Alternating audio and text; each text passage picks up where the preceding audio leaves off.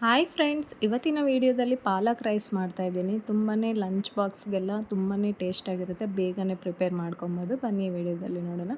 First ನಾನು ಪಾಲಕ್ನ ಬೇಯಿಸ್ಕೊಂಡು ಒಂದು 10 ನಿಮಿಷ ಬಿಸಿ ನೀರಲ್ಲಿ ಹಾಕ್ಬಿಟ್ಟು ಅದನ್ನು ಮಿಕ್ಸಿ ಜಾರ್ಗೆ 2 ಹಸಿಮೆಣ್ಸಿನ್ಕಾಯಿ, ಶುಂಠಿ ಹಾಕಿ ನುಣ್ಣಗೆ ಈ ಥರ ರುಬ್ಕೊಬೇಕು.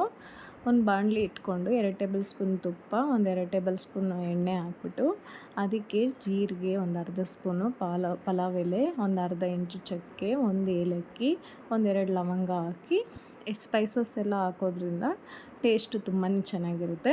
ಇದನ್ನು ಹಾಕ್ಕೊಬೇಕು. ಸ್ವಲ್ಪ ಫ್ರೈ ಆದಮೇಲೆ ಒಂದು ಈರುಳ್ಳಿ, ಒಂದು ಹಸಿಮೆಣ್ಸಿನ್ಕಾಯಿ, ಒಂದು ಒಣಗಿದ ಮೆಣಸಿನ್ಕಾಯಿ ಸೇರಿಸ್ಕೊತಾ ಇದ್ದೀನಿ. ಸ್ವಲ್ಪ ಕರಿಬೇವು ಸೊಪ್ಪು, ನಿಮಗೆ ಖಾರಕ್ಕೆ ಎಷ್ಟು ಬೇಕೋ ಅಷ್ಟು ಸೇರಿಸ್ಕೋಬೋದು. ಈರುಳ್ಳಿ ಎಲ್ಲ ಸ್ವಲ್ಪ ಫ್ರೈ ಆದಮೇಲೆ ನಾವು ರುಬ್ಬಿಟ್ಟಿರೋ ಪಾಲಕ್ ಪೇಸ್ಟ್ನ ಹಾಕ್ಬಿಟ್ಟು ಚೆನ್ನಾಗಿ ಫ್ರೈ ಮಾಡ್ಕೊಬೇಕು. ಹಸಿ ವಾಸನೆ ಎಲ್ಲ ಹೋಗಬೇಕು. ಪಾಲಕ್ ಸೊಪ್ಪಲ್ಲಿ ಹಸಿ ವಾಸನೆ ಬರುತ್ತಲ್ವ, ಅದೆಲ್ಲ ಚೆನ್ನಾಗಿ ಹೋಗಬೇಕು. ಸ್ವಲ್ಪ ಅರಿಶಿನ ಪುಡಿ, ಉಪ್ಪು ಹಾಕಿ ಚೆನ್ನಾಗಿ ಬೇಯಿಸ್ಕೊಬೇಕು. ಒಂದು 10 ನಿಮಿಷನಾದರೂ ಚೆನ್ನಾಗಿ ಫ್ರೈ ಮಾಡಿಕೊಂಡ್ರೆ ಆ ಪಾಲಕಲ್ಲಿರೋ ಹಸಿ ವಾಸನೆ ಎಲ್ಲ ಹೋಗುತ್ತೆ. ಇವಾಗ ಬೇಯಿಸಿ ಇಟ್ಕೊಂಡು ಅನ್ನನ ಸ್ವಲ್ಪ ಆರಿಸ್ಕೊಂಡಿರಬೇಕು. ಆರಿಸ್ಕೊಂಡಾದ್ಮೇಲೆ ಅನ್ನ ಸೇರಿಸ್ಕೊಂಡು ಚೆನ್ನಾಗಿ ಮಿಕ್ಸ್ ಮಾಡ್ಕೊಬೇಕು.